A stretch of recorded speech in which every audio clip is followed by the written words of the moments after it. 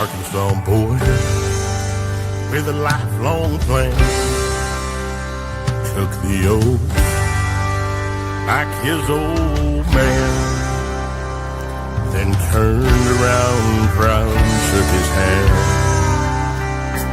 L.A. Kid stood right behind, took a deep breath and signed on the line, while tears streamed from his mama's eyes. They hopped right up on that Greyhound bus, swapping stories. They laughed and cussed, and they talked about the girls that they loved. They made a pact, shined up their boots, got the call before it hit the news. No clue what they were about to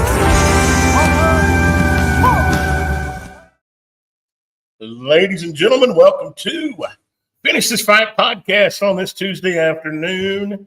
It's July. I don't even know what July is. July the 15th, I think. Welcome. It's going to be a cool show, man. This is going to be something a little different. We're going to get a little bit down to the emotional part of what's happening in our lives. I've got a young man that's become a great friend of mine over the course of the last couple of years.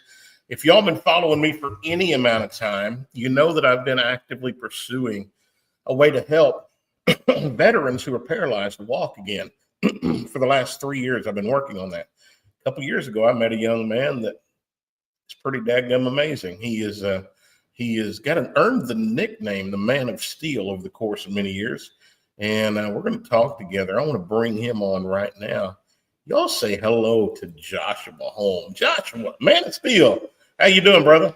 Glenn, man, it's a great day to be alive, brother. Beautiful day. It is. And tomorrow's a great day, and the next day. And then if God takes me home, I had a great life already. Absolutely. But I'm pretty sure he's got a few more things for us to do, brother. I think he's got a few more things. Just looking at the writing on the wall, as was done in the Old Testament, I think there's a few more things up our sleeves. So Joshua Holm, Mineral Wells, Texas, Iraqi war veteran, 2003. Let's chat, brother. You and I met a couple of years ago, but let's build up to that meeting and talk to me about. You grew up in a little old town in Arkansas, didn't you? A little bitty like Mayberry almost, but it wasn't.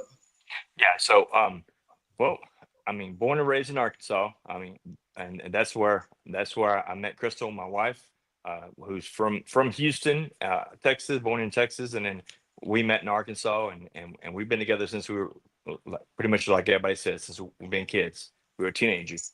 I was 13, she was 15. You know. Hold up, Crystal older than you? Yep. I didn't know that. I'm going to use that this next week. Go ahead, brother. Rob the cradle. That's what people say. No, but I had a rough childhood growing up. But I was one of those, troubled kids, troubled teens, like everybody else. Didn't have much going on, up to good stuff. But what really got me, there was two things that were my saving grace. Number one was music. I love music.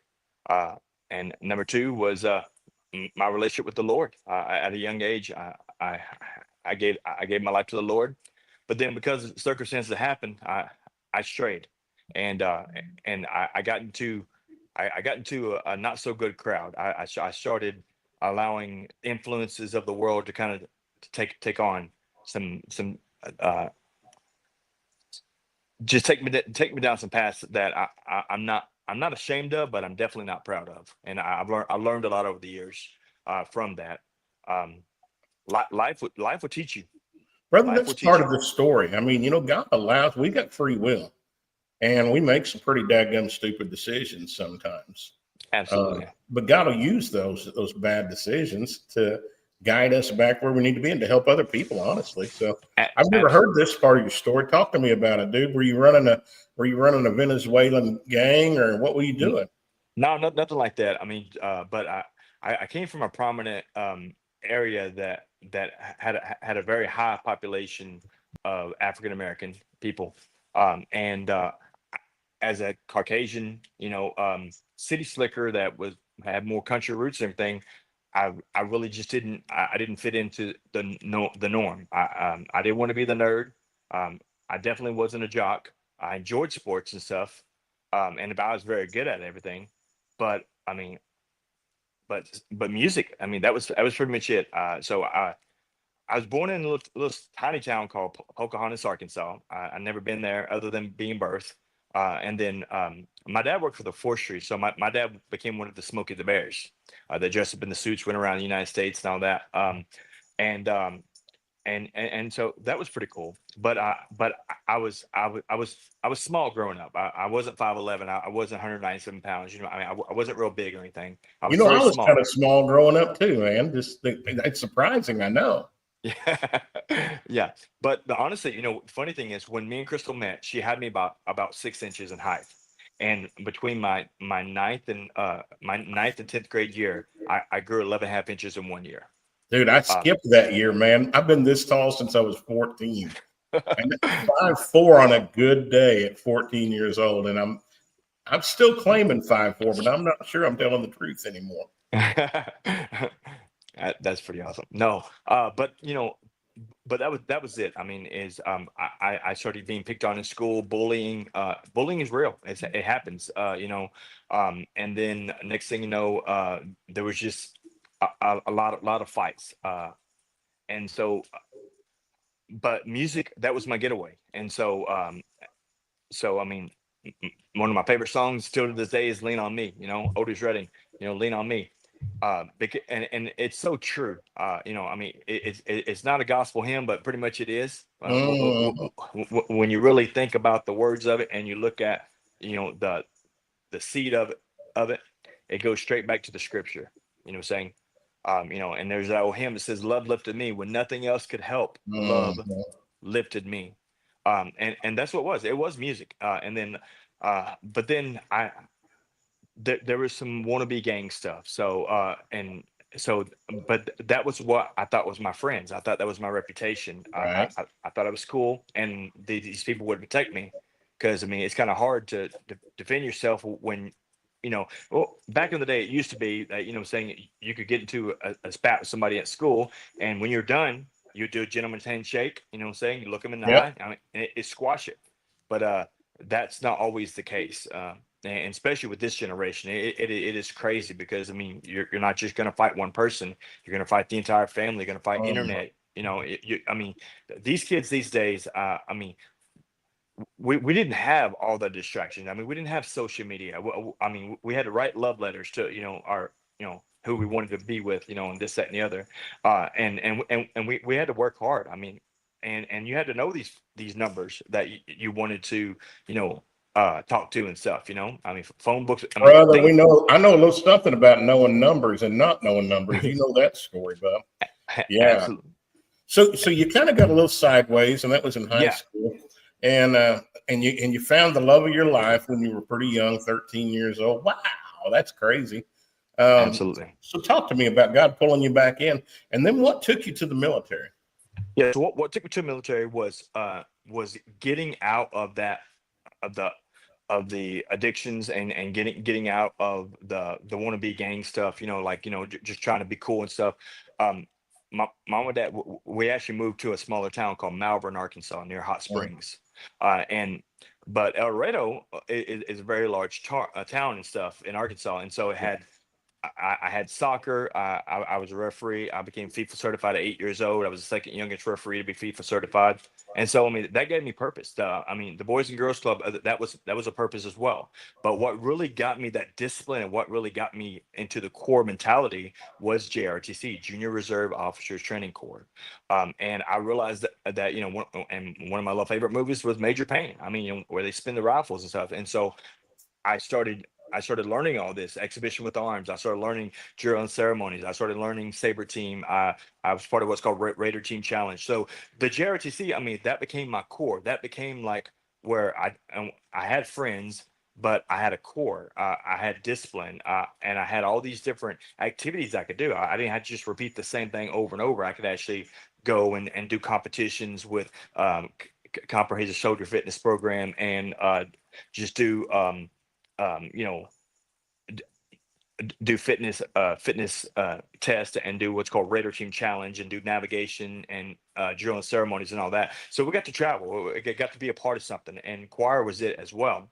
And so by going through JRTC, that got me a to really think about the military as an option. And then I have a strong core.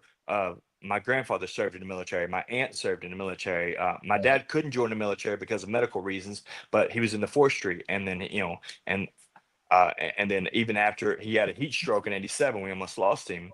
Um, they created a position for my dad, and my dad became one of the first fire meteorologists, fire analysts, fire observer. So my dad was training smoke jumpers, and so, but he had a purpose, even with the injuries that he had, and but when before 9/11 hit in January of 2001. I signed the dotted line as soon as I could. As soon as I could, I was in a delayed entry program when I was 16, and I knew I wanted to join the military. And I actually was being looked at from West Point as West Point candidate for athletics, and my ability of with being in the JRTC program, how good I was in certain things. Um, but they gave me a choice. Either I had to I was engaged to Crystal at the time, and she was pregnant with our daughter Rebecca, and so but it's a 5-year academy, a 4-year commitment. I'm sorry, 4-year commitment, 4-year academy, 5-year commitment of the Mhm. military as an officer once you get out.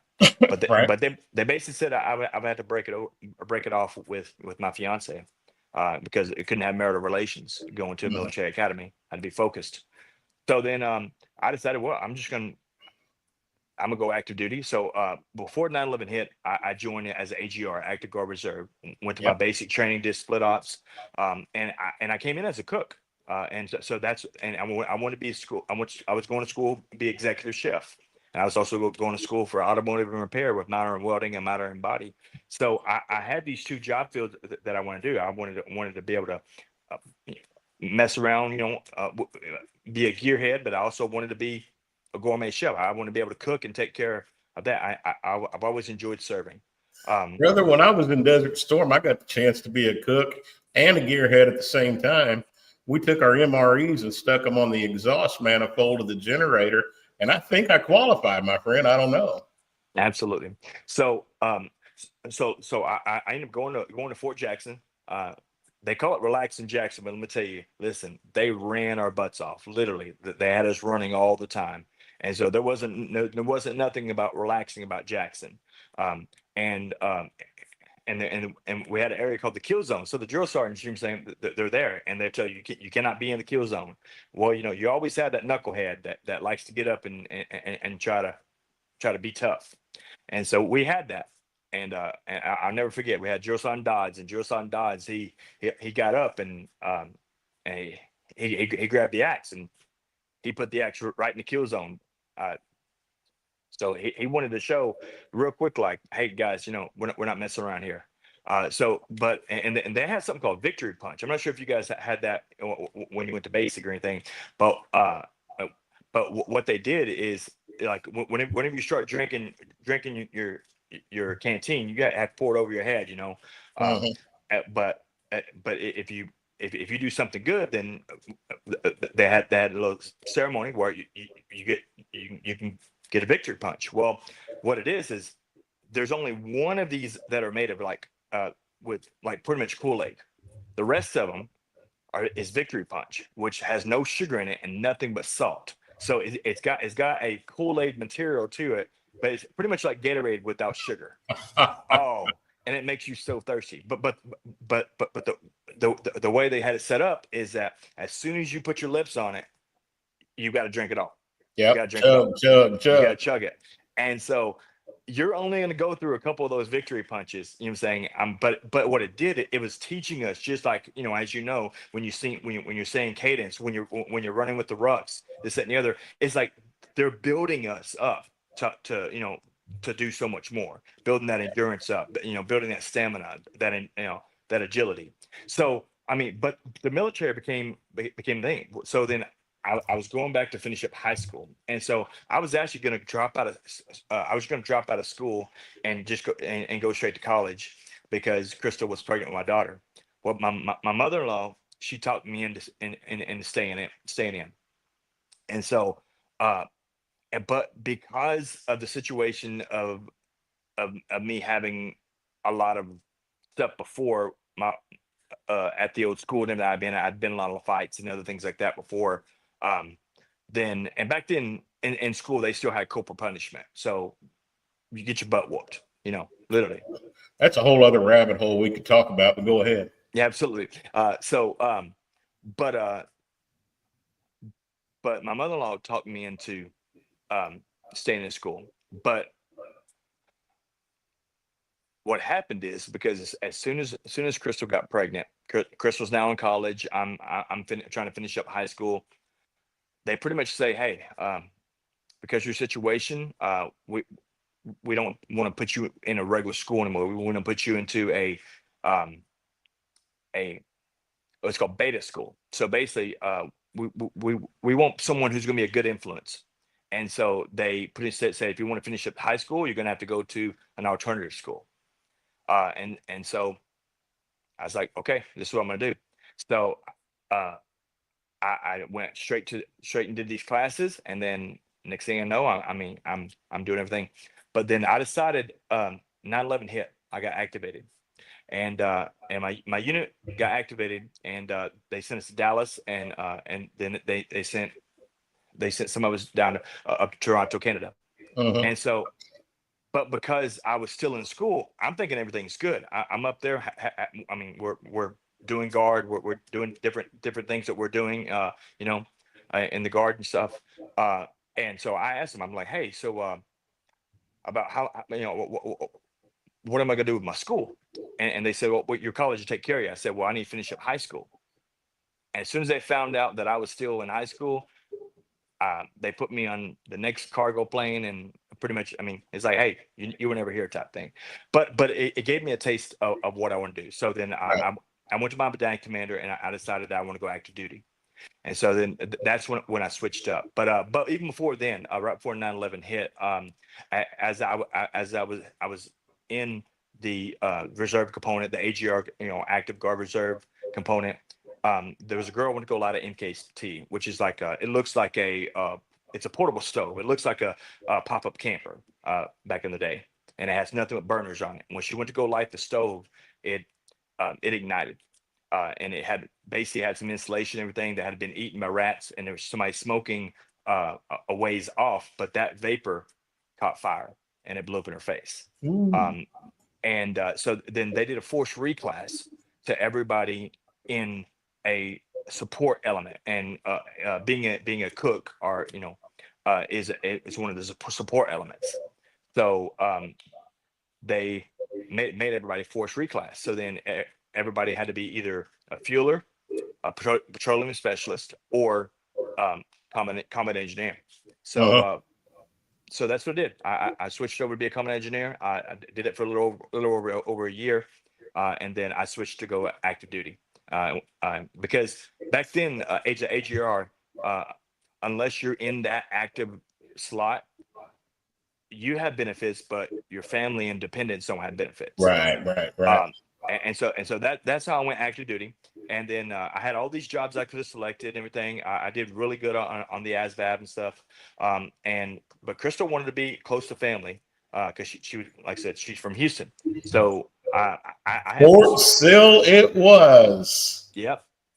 So baby. Let's talk about Fort Sill and fire direction control. For those that don't know what fire direction control is, we were the ones, and you and I were both the same MOS, it sounds like. Yeah.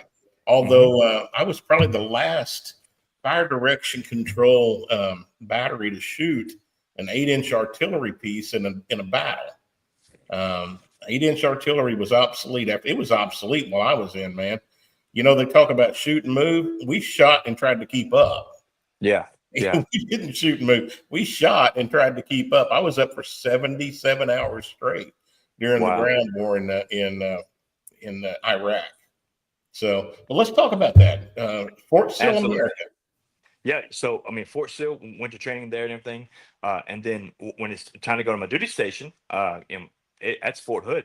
And so I call that the Bermuda Triangle because, I mean, but I chose Fort Hood because Crystal wanted to be close to family. So I had an opportunity to go to Italy, Hawaii, I mean, all kinds of nice places and vacations. And she wanted to go to Fort Hood. So we did. So I get to Fort Hood and we're doing battle games. I mean, like because we're field artillery, we're in. I mean, we were never in the garrison. We were always out doing battle games. We were always out doing field ops and other things like that all the time. And then of course Op 4, which is really awesome and stuff to do.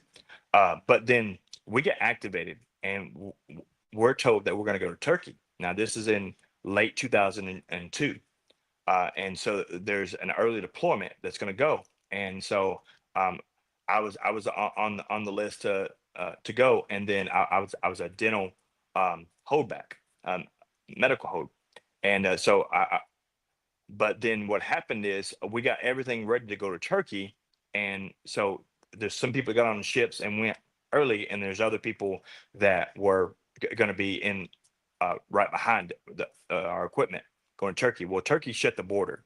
I told them I prefer beef, and they shut the border. That's not really true. But basically, what happened is we were actually told, and we should have known this because how they fed us. They Uh-huh. gave us lobster, they gave us steak and all this stuff, and then they said we're going to have a family formation. We bring all your families in, and this that, and the other. So we went down to Raider team or our Raider gym, our local gym there, and next thing you know, uh, w- the, they're locking the doors, and they're telling us, hey, you guys are now going to be deploying. Um, you're no longer going to Turkey. You're going to be going into Kuwait, and you'll be doing peacekeeping mission for about 6 months, and you guys can be coming back. So Uh-huh. it seemed pretty easy. But next thing you know, our families get to leave. We have to stay, and then they start pouring arms up and start giving us shots. I mean, we had to stay there for. I mean, we could not leave. They had us there for almost 2 weeks, and then we got to hug and kiss our families, and then we went to Kuwait. And we flew in on 777s and 747s on American Airlines, and we flew full battle rattle, like literally. We had all of our weapons, our armor, we had everything on us. And then we were still taking scud attacks when we got into the surge of Kuwait. But like I said, we were told we were going to do a peacekeeping mission. But when we landed in Kuwait, there were still scud attacks going on. So we had the Don Mop 4, and so we were sweating 140, 160 degrees, and and then they had just gave us some brand new uh, uh, mask and everything that we were going to be using, except for the Mop 4. And then so what happened was we pretty much had to make a decision because I mean, like our canisters would not, our canteens would not hook up to the new mask they gave us. Always So something, baby. Always something. exactly. So then we were drawing straws on who's going to take the mask off first because we're all licking our sweats and everything in there. So, I mean, we got it. We got to do this. And all of a sudden, this Joker decides that he's gonna play it. He starts flopping like a fish, and I mean, and we're all like, What's going on?" He's faking it, and so he we all give him a good pat on the back, if you know what I'm saying. Yeah. And then, yep, and so then, but we didn't spend 6 days in Kuwait. We were told we were going to be there for a little over 6 months, and then we went to the surge of Iraq. But the vehicles that we were supposed to take in, everything that we already PMCS'd and we already had all. I mean, everything new, looking beautiful for the desert, and then right when they tell us we're going to start going, we're like, well, that's our equipment. They said it doesn't matter. You're taking that equipment and you're driving in the desert. Most of the equipment we had soft top Humvees, we had LMTVs, but most of the stuff was coming from third ACR, and it was coming from Germany, and most of it was green. Yeah, it was already. It had never been painted. It was green, and Green. people don't maybe not understand the difference and why that's important. But Yeah. when you have a vehicle that's painted desert camo, and you're in the desert, it's the same color as the sand. You can't see it from Yeah. afar off. You know, it blends in well. You got something green, you're like a bullseye, baby. Yep, exactly. And one of the thing is, and see, I was in the second wave of the first surge. So the intel basically told us that all the roadways were clear. So for everyone who went through the direct surge, it was special operations, 30 ACR, and then 4ID was right behind it. We're mechanized, so we're slow. But the other thing is that all of our FBCB2s, our Blue Force tracking, you know, what I'm saying our logistics equipment had Turkish maps. So we're physically looking at landmarks that are not there. And so eventually we got smart, and we went back to charts and darts, and we got out, we pulled the old maps out, we started looking at what we're at, getting our drawing our grid, getting our azimuth, and figuring out that this is where we're at. This is where we go, where we need to go. You know, I want to go deep into that, but we really don't have time. Let's like gloss that over. So, Yeah. as fire direction control, before you were in. See, I was in 1991, so you were 12, 13 years after. We had a BCS unit. It was a battle computer system to figure all of our firing data, where we were at, and that kind of thing. Y'all had something upgraded, probably light tac fire or something along that line. Yeah. AFATADs. Yeah. Okay. So when that wasn't working because it was uploaded with the wrong data, you had to go back to a regular map. Correct. Y'all ain't got no idea the kind of stuff you got to figure when you got a regular map and you've got a protractor that you got to line up and get the pins just right, then figure your elevation and your wind speed and your powder temperature and the rotation of the earth, and y'all, it's the real deal, baby. So, absolutely. Joshua, I know, baby, I've been there. So let's talk about this, and because there's a reason why we're here. Yes. Let's talk about you. We've gotten your life up to this point. Yeah. And there's a lot of stuff we could go through, but let's go down to the nitty gritty. You were then attached to some raid parties. Is that correct? Yeah, correct. So we're at a point where there wasn't a lot of gunners, and there were very few MPs, and so then they started looking for individuals that would be willing to volunteer. You know, because in the military, you volunteer or be voluntold. So I volunteered to be a gunner. I volunteered to get on top of. Say that one more time slower. You volunteer or be voluntold. Voluntold. Voluntold. Yeah. Absolutely. Yep. So if they ever ask you if you have a driver's license, don't ever tell them you have a driver's license, because they will give you a wheelbarrow and some buckets and make you paint rocks, or all kinds of crazy stuff. But no. So anyways, so then here it is. We're into the surge of Iraq, and we are taking fire. We're going through a lot of hard places. And so then there's QR, Quick Reaction Force. And so they're asking for volunteers that would be willing to leave the safety of the Tactical Operations Center, or who would be willing to be tasked off to another unit, and just come and go as needed. And so that was me. I volunteered. I didn't want to be a sitting duck. So and my thought was, you know what, the faster this year goes by, the sooner I get to go see my wife and my kid. And so, and then plus I'm like, hey, this is it, man. I mean, it's mission first. We're here to fight. So it goes right down the line and finishes fight.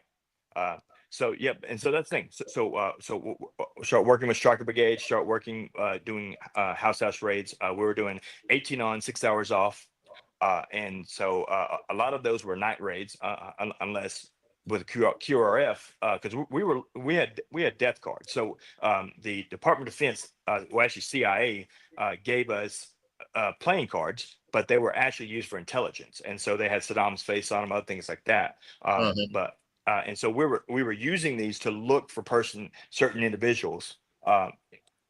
And so, but we were going house to house in different villages and stuff.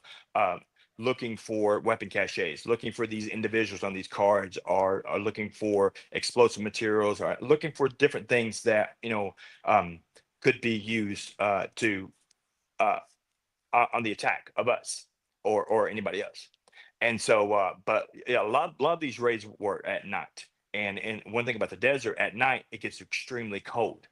Because I mean, if you're having 120, 140, 160 degree with heat index, and it gets down to 80 degrees, I mean that's 80 to 100 degrees difference.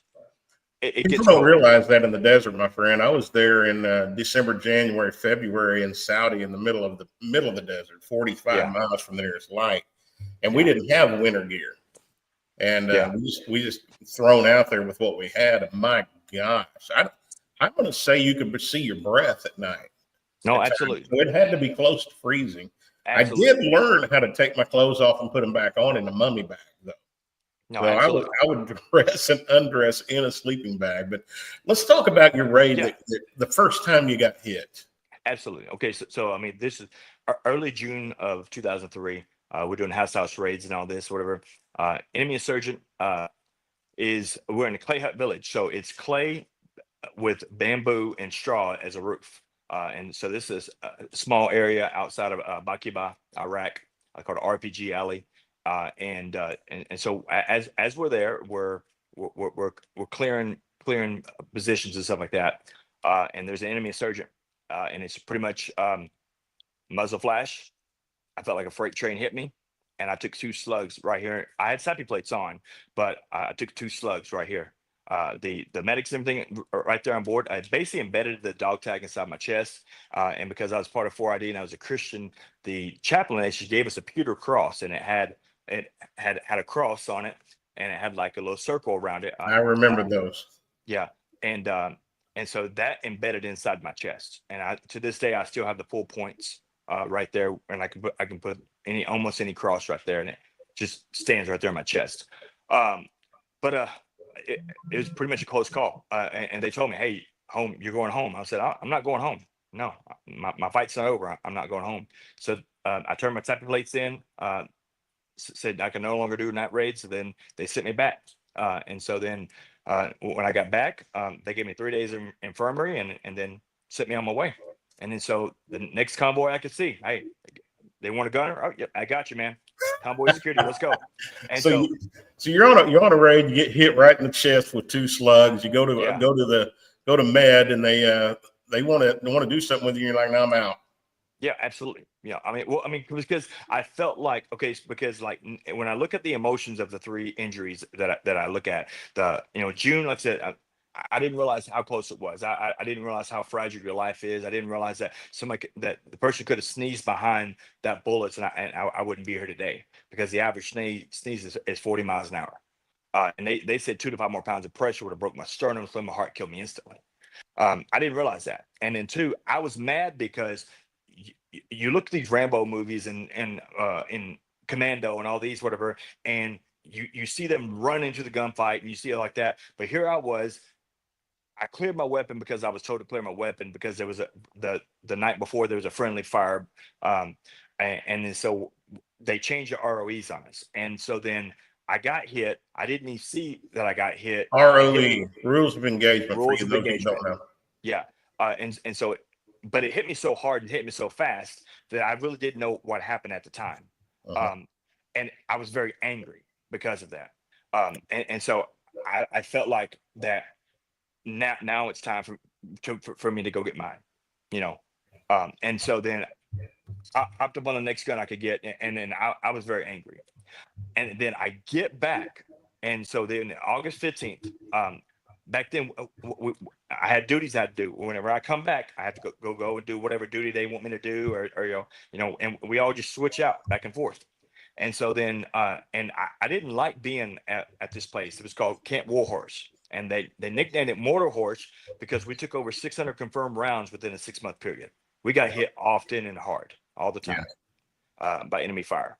And we became like a skeleton crew there. It was like the only ones that needed to be there. Everybody else was at Camp Thunder, and they were having a great time, and they had parties, and a lot of these people didn't even have to wear armor anymore. They're out there, having a good time. Other than that, people are up at the crit, water skiing and having a great time up there.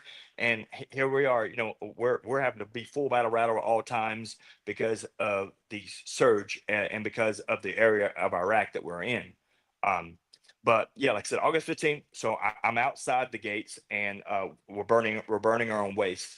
And I'm a sergeant over the detail, and so I had two guys with me, and then one guy, he, um, I heard some things going off, but I could not see the deflection of the round. I could not see the area impact. So I knew something wasn't right. I called on the brigade net. I had a field pack on, so I had a big old field backpack with a radio on it, and I asked to cease the burning on the brigade net, and they denied it. Well, I'm outside the gate. So then, and in early 2003, they didn't have all the alarms and everything set up, saying, let people know, hey, woo, like we're having an attack or something, like tornado siren or something. There was no alert system set up at the time.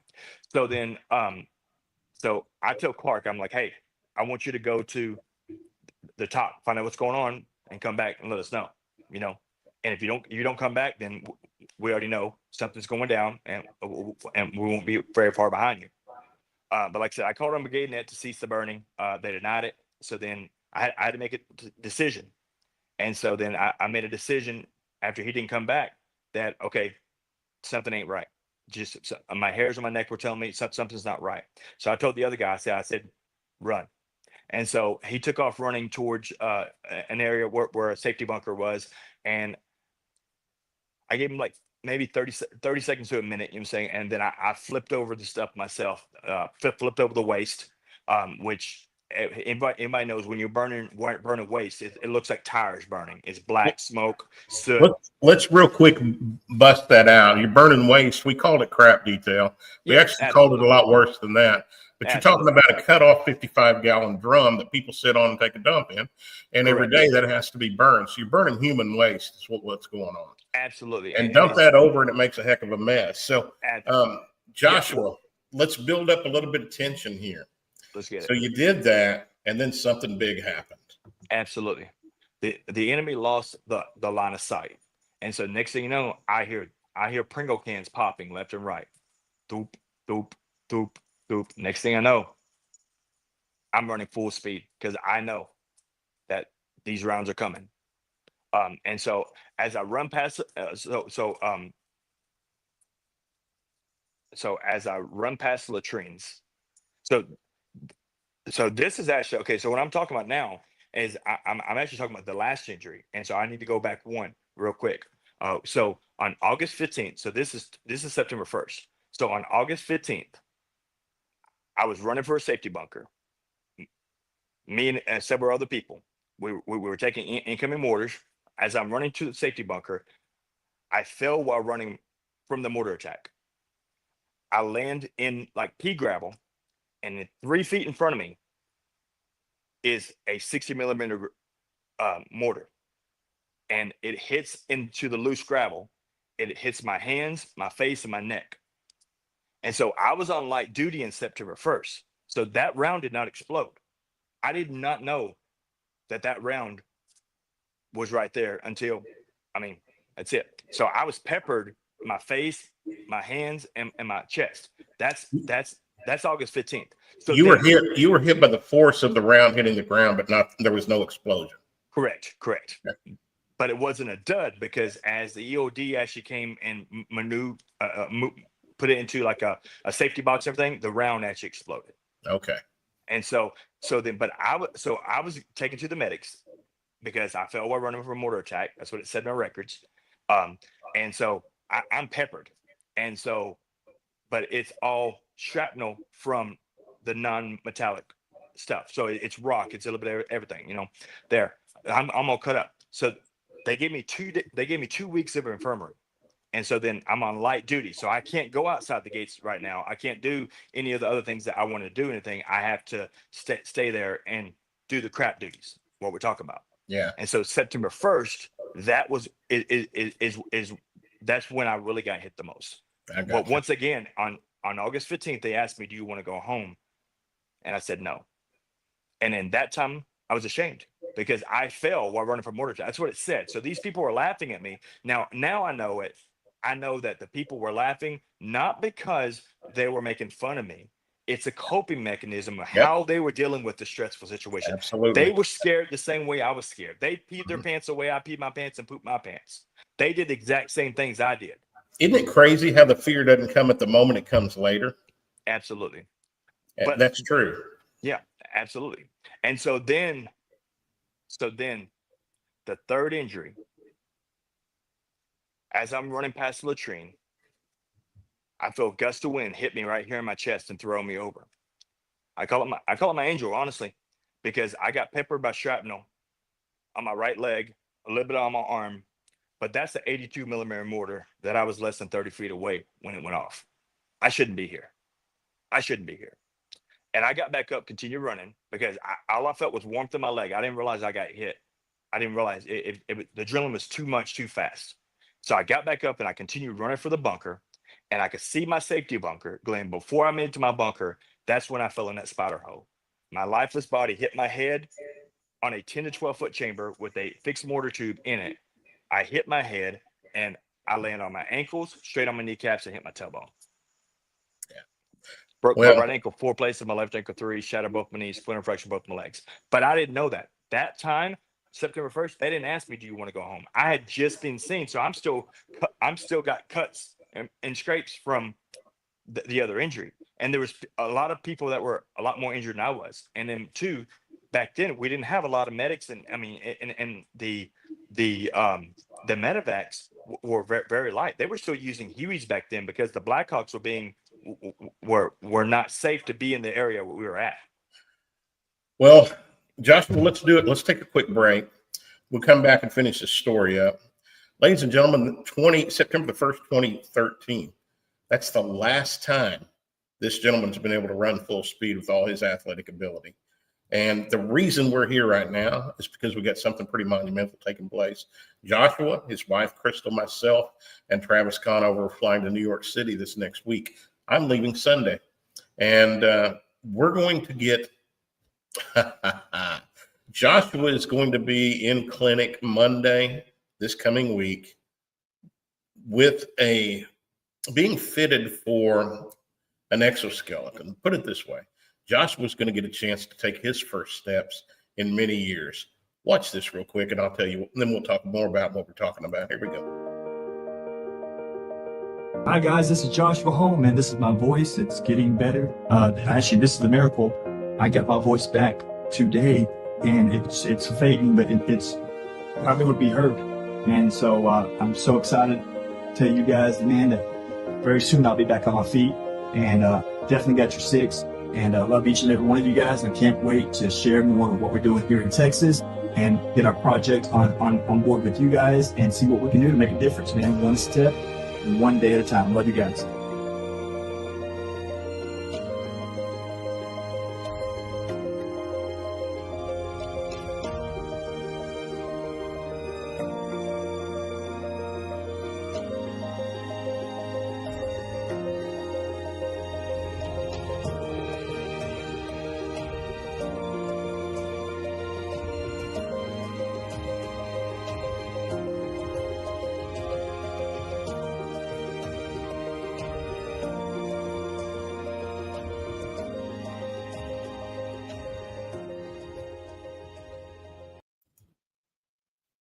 Y'all, life-changing thing happened to him just at that moment in September 2013. And we're taking a look at Joshua Holm right now, and there's Joshua again. A studly looking young 41-year-old man sitting there talking and moving and got his shades on, his sunglasses on, sitting in front of his fireplace in Mineral Wells, Texas. But y'all, he's not taken a step on his own in a long, long time. Joshua, so you were down in that bunker, if you will. What did you call it? A spider or something? Yeah, it's called a spider hole. So it's 10 to 12-foot chamber. It had a fixed mortar tube in it. And it was the enemy position. What they would do is they would pop up. They would go down that little hole, the bamboo ladder, and they would basically have a fixed mortar tube there. They would pop off some rounds. They would get back up and they would run out the little on the little hut, or they would go down the Euphrates River. So it was in enemy position. So, um, but they had these little holes set up everywhere. I mean, different places. I mean, and so this was one that was kind of covered up and couldn't see it. I saw my bunker, but I mean that. But when I came to, um, I just know my legs were burning, um, and I could barely hardly even see anything. I mean, I had an excruciating headache, but I didn't. I had a helmet on, so I didn't realize I had a head injury. And so then, man, I got back to my rack. I tried to act like nothing ever happened. And then my body couldn't hold up. And so then I was put on light duty, and I was part of what's called Med Hold before WTU even existed in 2005. And then I made a decision because they were going to keep me in the military and reclass me to be administration. I couldn't be combat arms or anything anymore. And so I prayed about it, and I felt me and my wife we felt God telling us that I need to transition from the military and join the ministry, and I did. And so then next thing you know, joined the ministry. That's how my healing began. And And then let's talk about that, Joshua, because I hate to yeah, push this along, but we're 47 minutes into an hour no, show, absolutely, and yeah, you've got quite a story. So you yeah, were discharged from the military, went into civilian life, started a ministry, but you were still fighting battles. You weren't paralyzed at that point, but you yeah. were wounded. You'd broken legs, and you found out later that you'd broken a back and also had a TBI. Folks, I want you to take a listen as Joshua talks. And Joshua and I met, I don't know, 2 years ago, and I thought, man, this guy talks fast. And then he stutters, and then he says things kind of in a unique way. But there's a reason for that, Joshua. Talk about that. Why or how do you communicate? How do you remember things after such a traumatic brain injury, which also caused you to have a stroke, by the way, and be paralyzed on the left side? Absolutely. Yeah. So 2009, I had two brain hemorrhages and stroke that left me paralyzed on my left side for a little over 2 years. And then that's how but how I retained memory was I wrote 8 letters to God. And because Crystal said, baby, you got to find purpose through your pain. And I had to realize that that I have pain. Pain doesn't have me. But I started using acronyms, So and we're that's talking also, I'm sorry to interrupt, brother, talking from yeah. 303 to 9, you were dealing with those injuries still. And then, Yes. then there was a TBI and a stroke and all that stuff took place 6 years later. Is that correct? Absolutely. Yeah. So basically what it was for 5.5 years, I had blood and cerebral fluid building in my brain. And I was making Kool-Aid with the kids, and I got dizzy, and I bounced my head off the countertop and had like 2 or 3 drops of blood come out. Other than that, it was milky fluid started coming down. So my wife took me to the ER, and then they did a CAT scan on me, and they immediately put me into a gurney and put me into a vertical bed, and I was hospitalized. They found many I think they said anywhere from 25 to 27 blood clots in my legs. So basically if I would have been hospitalized, I would have made it. And so I thank God for my wife. She's very much stronger than I am, because I mean, the Lord knows I was born hard-headed, but I had chosen to be hard-hearted, and that's something I could change. And that's something I began to change. But yeah, I was very angry. I was very ashamed. A lot of different emotions going on from the injuries and other things like that. Then I met a guy named Dave Reaver, and he started helping me to share my story of military service and kind of connect that with the ministry. So that became my M&M, the goodness, and life experience. And then next thing you know, I became a public speaker, started traveling and speaking. But yeah, I had physical injuries that I was dealing with. I mean, I didn't know I had a traumatic brain injury until the stroke. And then after that, I mean, I had a lot of pain in my neck and my back and stuff. And I mean, I knew I had some injuries in my back and my neck and stuff. But I mean, people focus on what you focus on, and so my legs were the weakest part of my body, so that was morely my focus. And From having the stroke to get back, the only way I could get back up, because I had already lost the use of my legs, lower extremity, without the use of braces. So I began to use the the KFO braces, the KAFO braces, and to just so everybody knows, this is like Forrest Gump. So this is real life braces that my braces literally they weigh 22 pounds together, 11.5 pounds a piece. And I walked with these braces. I walked with these braces until December 21st, 2022, when I simply just was at a closet with my wife, helping her clean up. And I turned to the left, and I heard a pop in my neck. And I immediately lost I started losing feeling basically upper body, and then my hands went down. And when my hands went down, my hands could not be picked up. And then I laid over in the closet, and I could not move. I was paralyzed from the neck down at first. And so basically, what happened is they basically said it's like a strip screw. They said you have nothing holding the nerves on your cervical neck. The C4, C7 is now complete. We don't. So they gave me a nod that they could do a procedure, but I wasn't a quad, even though I have nerve damage like quad, but I'm more of a paraplegic because of the use of my hands. I continue to do it, even though it's called master manipulation. I'm able to allow my hands to start using tricep and bicep. I'm able to use the full part of my hand to be able to get it to close, and eventually I can get the tremors to stop and get everything settled out. But it's not like a free hand like I can use this. Let's It's talk restricted. about that a minute, Joshua. So Yeah. from 03 to 09, you lived with pain, but you didn't know the severity of the injury. So we're talking about Absolutely. a guy that gets side blasted from a mortar and then falls 12 feet and breaks both ankles, and apparently at that point broke your back and Yeah. didn't know it. So 6 years fighting pretty hard with pain, but going on, and just y'all, we're men, and the men that are our age or your age, maybe not a whole lot of them much younger than that, but we were raised a certain kind of way, man. If you fell down and you bruised up and you're skinned up and you're bleeding, you just put a little dirt on it and you walk on. Yeah. And that's what the way we're trained to do, and that's what Joshua did.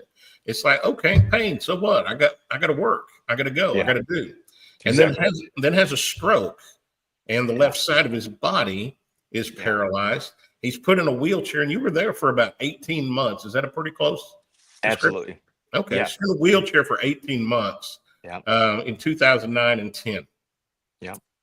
Teaches himself to learn how to walk again with the help of some physical therapy and that kind of thing.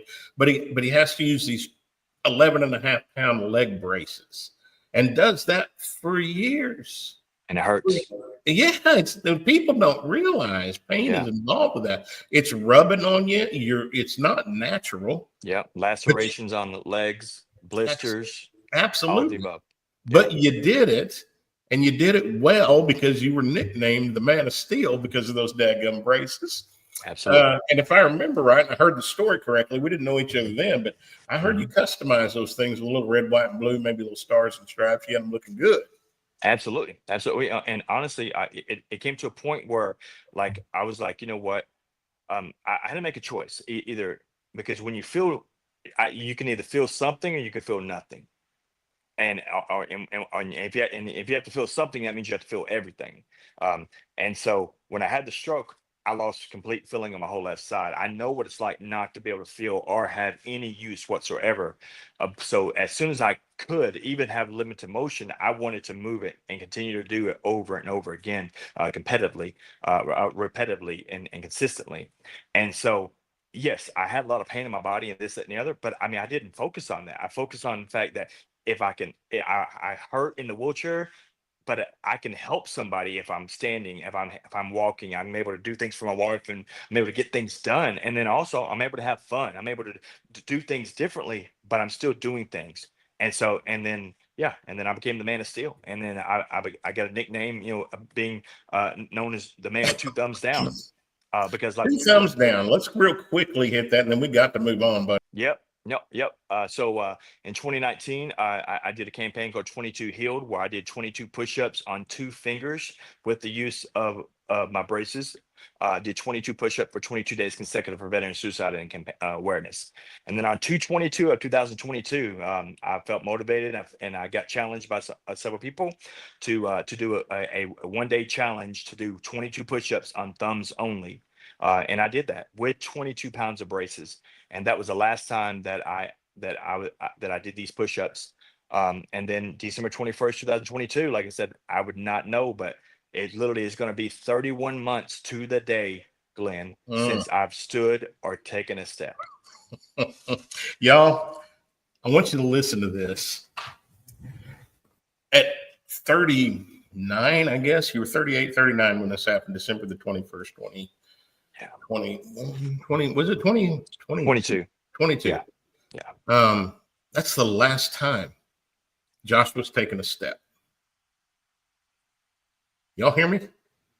That's the last time Joshua's taken a step. And approximately 8 months before that, I did a show with General Flynn in Davie, Florida. And we were raising money for an organization that was putting an exoskeleton on a paralyzed Marine so he could walk again. And y'all, I got the chance to see a Marine that had been paralyzed for 7 years stand up and walk around the room saying, man, I can now walk my daughter down the aisle someday. I can reach the top shelf for my wife. I feel like a man again. And I was in the corner with my cowboy hat and sunglasses on and tears just streaming out of my beard. It broke my heart, and I'll never be the same. And I wanted to help. And I thought, you know what I can do? I can write a song. And I need to catch my composure, Joshua. But what we're going to do is we're going to play that song. And you and Crystal came after something else dramatic, came to be in this music video. I want you to watch about midway when we're doing the physical therapy scene here. Watch what Joshua was doing his physical therapy and how almost perfect.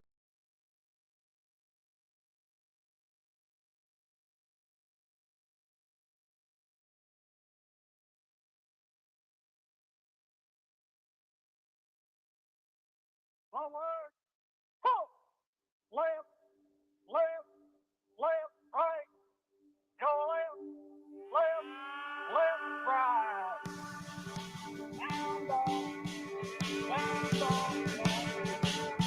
Arkansas boy with a lifelong plan took the oath like his old man. Then turned around proud and shook his hand. L.A. kid stood right behind, took a deep breath and signed on the line. While tears streamed from his mama's eyes, they hopped right up on that Greyhound bus, swapping stories, they laughed and cussed, and they talked about the girls that they loved. They made a pact, shined up their boots, got the call before it hit the news. No clue what they were about to do.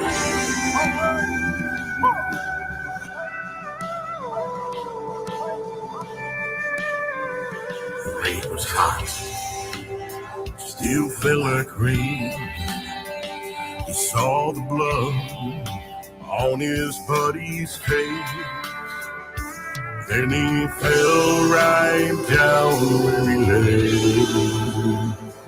Took his hand, looked in his eyes, pulled him close, said this ain't goodbye. The last words he spoke never left his mind. Fear not, you won't be alone. I still got your back, no matter where you go. Stand up, remember where you're from. You're not close to done, it's time to roll.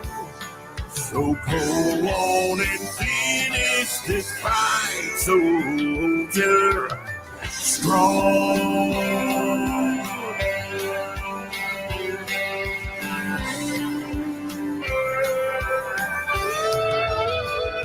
They flew him home, his girl waiting there. They rolled him out, all he did was stare. She said, baby, it's all right, God answers prayer. Fear not, you won't be alone. I still got your back, no matter where you go. Stand up, remember where you're You're not close to done, it's time to grow. So go on and finish this fight, soldier. Strong.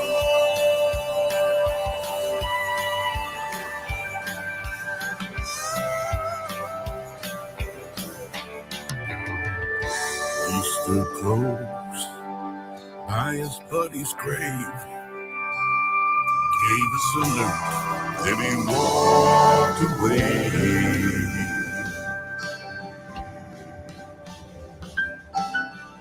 Around the head he wore yellow ribbon. He wore it in the springtime in the very month of May. And if you ask her what the hell he wore it for that soldier who was far, far away.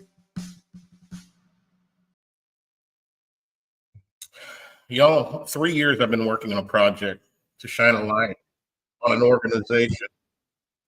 Let me turn that off. To shine a light on an organization that was putting exoskeletons on paralyzed veterans. And now, when I get to Georgia a year ago, next week, you know what, Joshua? It's a year ago next week. When I get to Georgia, I find out the organization's really not helping veterans much anymore. And I'm like, what am I going to do? You know, and God just leaned in and whispered, he said, son, you're going to do it. And we're going to film a movie and we're going to start a foundation and we're going to do it. If nobody else will, we will.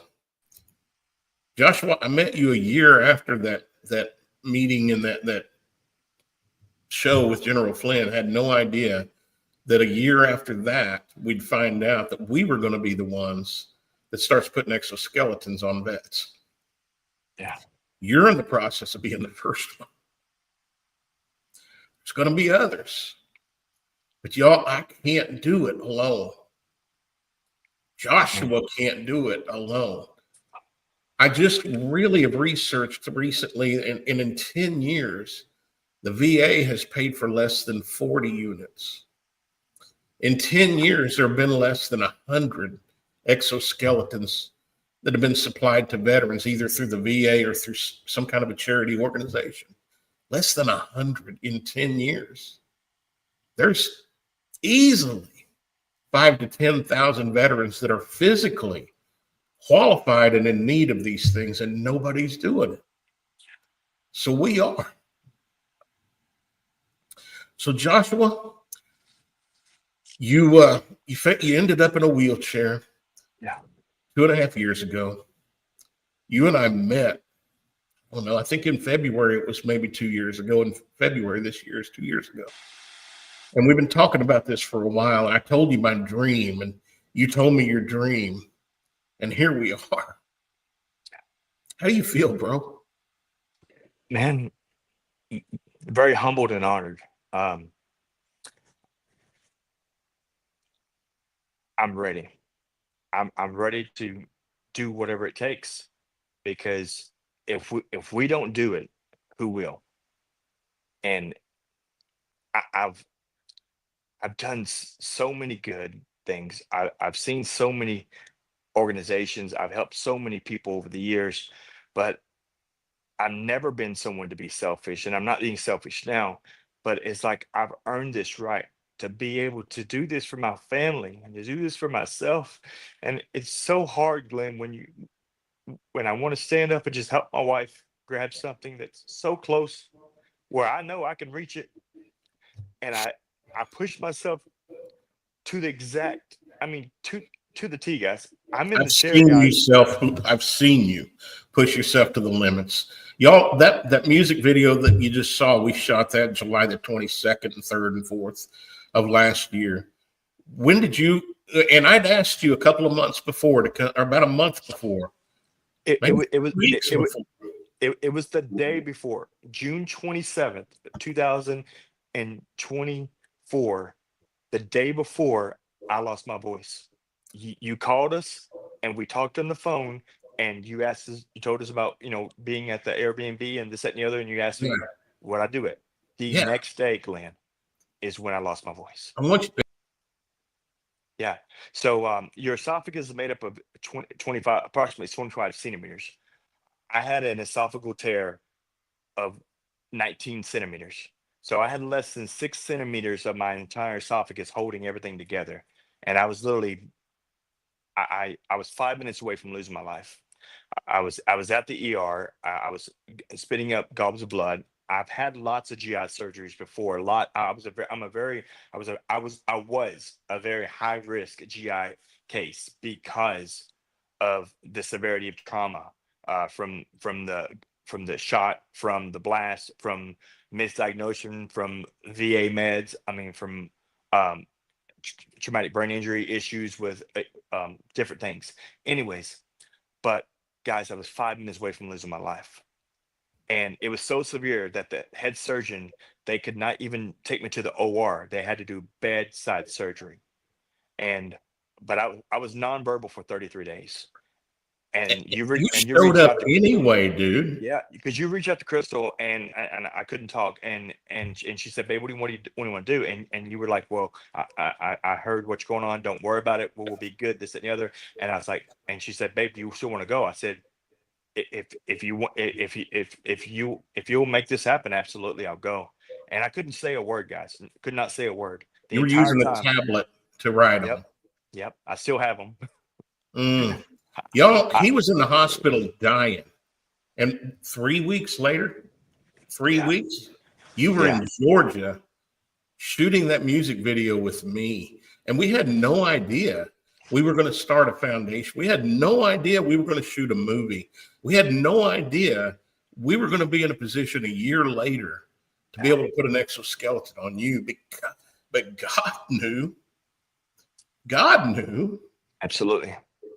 Y'all, I want to tell you, and I can't share with you the name of the company, but I want to tell you, we've made connection with a company coming out of France.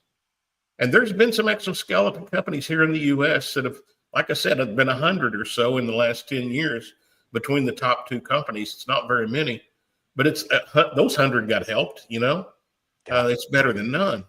But with those other exoskeletons, you have to be strong enough upper body and strong enough in your hands to use canes for balance. You have to be able to balance yourself. Yeah. The exoskeleton does the walking, but you have to be able to balance because you don't have the lower body movement to be able to balance yourself without canes. No. But y'all, this new company, it's a self-balancing exoskeleton. Absolutely. First time ever. And Yeah. Joshua was going to get a chance to walk again and keep his hands free at the same time. But I'm telling you, we can't do it without you. There's right now, 4,500 to 5,000 people watching. Man, if you 5,000 people just gave $5, we're in great shape. We're actually $9,100 short of taking our trip next week. From donations. And y'all, I've put every dollar I've got into this thing. Between the movie and the foundation, I've spent over 6 figures. So I've never asked for money until the last 3 or 4 weeks in my life. And I'm reaching out to you because I want to reach out to you for him, Joshua Holm, because he's worthy and he's a warrior. I want you to think about what would it feel like to have your freedom, your ability to move around, taken away where you have to depend on somebody else. And guys, we're not going to be able to give his freedom completely back, but we are going to be able to give him a way to stand up and kiss his wife. Absolutely. Stand up and reach the top shelf for her, to stand up and feel like a man. And that's what this is all about. Finish this fight. The link to donate is scrolling across the bottom. It's givesendgo.com/finish this fight. The link is in the comment section. Go there. Give what you can. Man, don't take a bean off your table. If it's that tight, don't. But share this podcast. Share it off of X. Share it off of Rumble. Share it. Let's get it out to people. Joshua Holm, how does it feel, man? We're less than a week away from you being able to step again, buddy. Man, I'm so stoked, brother. I mean, like I said, words are not enough. I mean, honestly, I was thinking of the words. I mean, all I can say is thank you, and I'm honored, and I will not let you down, and I will be there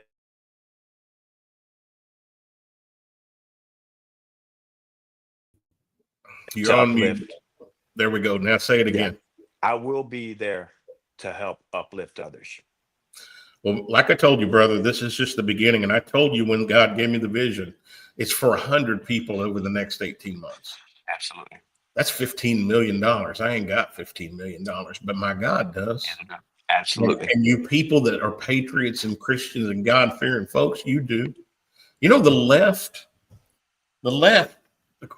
oh my gosh, I can go off in a whole other rabbit hole.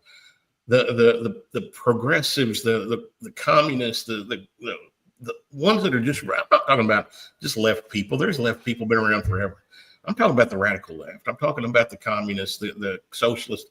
They support each other to a T. If it's an agenda, it doesn't matter whether they agree with it or they don't. They support it. And I don't mean just with their words. I mean with money. It's always well funded. And when we're in the conservative Christian world, it's not the case. It's not the case. We as conservatives and Christians, for some reason, we hold on to our money like it's the last dadgum dollar we're going to get.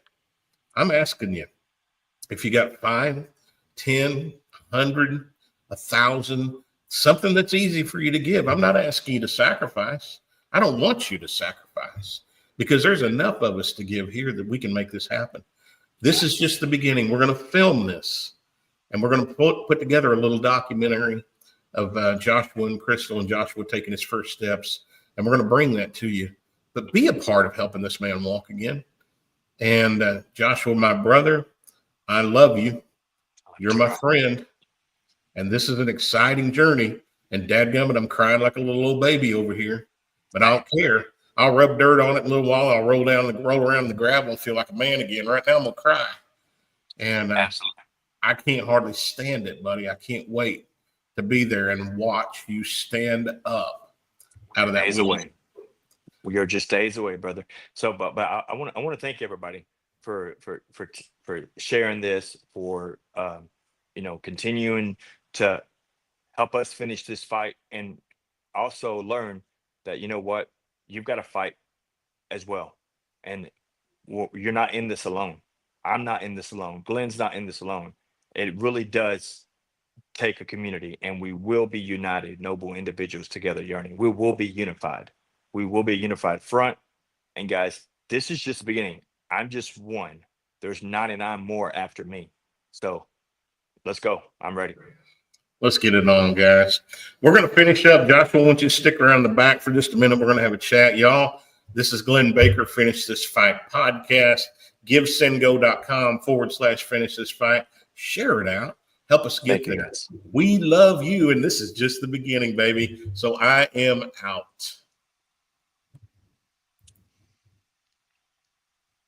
Forward, halt, left, left, left, right. Your left, left, left, right. Down, down, down, down. Arkansas boy with a lifelong plan